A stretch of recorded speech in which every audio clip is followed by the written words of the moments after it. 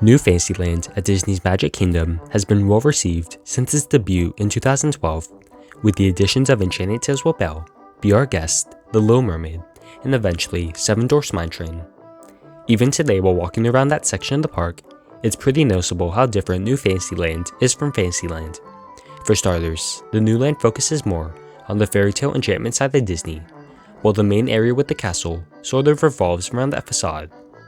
Anyhow, some of you may have noticed minor changes to Disneyland's Fantasyland attractions and its appearance overall, with ride updates, path changes, and much more.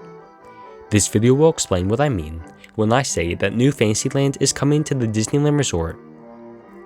Fantasyland opened with Disneyland back on July 17, 1955, opening with 7 attractions, all of which you can still ride today, being Canal Boats of the World, which is now Storybook Land Canals, King Arthur Carousel, Mad Tea Party, Mr. Toad's Wild Ride, Peter Pan's Flight, Snow White's Scary Adventures, now Snow White's Enchanted Wish, and Casey Jr. Circus Train.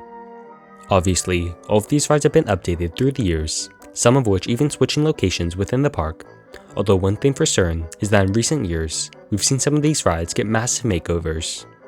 One example of this is Peter Pan's Flight, back in 2015. The ride got a much needed makeover that really sparkled up all the major ride scenes in the ride. From the moment you leave the station, Tinkerbell and I guide you with pixie dust, past the moving traffic and water, through the second star, and off to Neverland and back, although this is only one example of this so-called New Fantasyland. So, moving across the midway to Snow White's Enchanted Wish, which is definitely the newest upgraded ride in the park as of this recording. Most Disney park lovers are familiar with the ride's original roots being Snow White's Scary Adventures, as that was only a few years back. Now though, the ride has been enhanced with new figures, scenes, and lots of needed ride upgrades. Once again, not changing the ride's story, but just simply upgrading the attraction, making this now one of Fantasyland's premier attractions. Yet another example is Alice in Wonderland in 2014. Brand new screens and projectors were added during this pretty major refurb in the ride's history, bringing new life into this still already popular attraction. For Disneyland's 60th anniversary, the Matterhorn received new screens while ascending the mountain's lift, a new show scene in the first showroom, and 3 brand new Abominable Snowman animatronics. Much more advanced than the previous installations, we also saw a new queue line and some new theming elements to the outside of the mountain. Of course, It's a Small World got new Disney dolls and figures added to the ride for Disneyland's 50th anniversary. The Storybook Land Canals got a new Frozen scene, and that continues to add more and more flowers throughout the years. And both King Arthur Carousel and Dumbo the Flying Elephant received new facades, the latter of which also got a much improved queue line. Aside from rides though, we've also seen general improvements in the area, most notably Cinderella's Castle for the Disney 100 celebration, complete with a grand sign, and finally fountains to complete the castle. Along with this, the Red Rose Tavern got an upgrade when the new Beauty and the Beast movie was released, and we've seen the Skyway get torn out.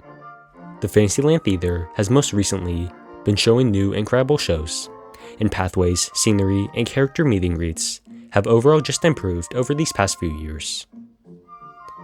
This does leave a few attractions out of the mix, including Pinocchio's Daring Journey, Mr. Toad's Wild Ride, Mad Tea Party, and Casey Jr. Circus Train, so maybe look out for those ride updates to come soon. I could easily see Mad Tea Party getting a new and improved queue line, in addition to some more intense lighting during the night, making the experience that much more disorienting.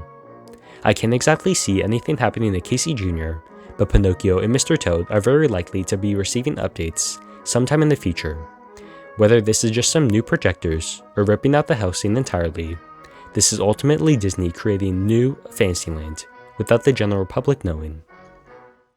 Lastly, I want to bring up a real future rumor that's been floating around Disneyland for some time now, and the parks even slightly hinted at its existence. This would really tap into New Fantasyland idea if it were to come true, with that being a new area in the park, currently where the lake resides in the back of the park. The monorail does pass over this decently sized chunk of land, but knowing Disneyland, they could make something work. I definitely don't see a new roller coaster like Seven Dwarfs Mine Train coming to the spot, although maybe a new land experience with a meet and greet and a small attraction. New Fantasyland is a huge upgrade to the already ever so popular Disneyland Resort, and with the sneaky way of Disneyland adding a whole new dimension of immersion to the park, it'll definitely work in the long-term future. If you enjoyed today's video, please consider to like, comment, and subscribe. And as always, I'll see you in the front row.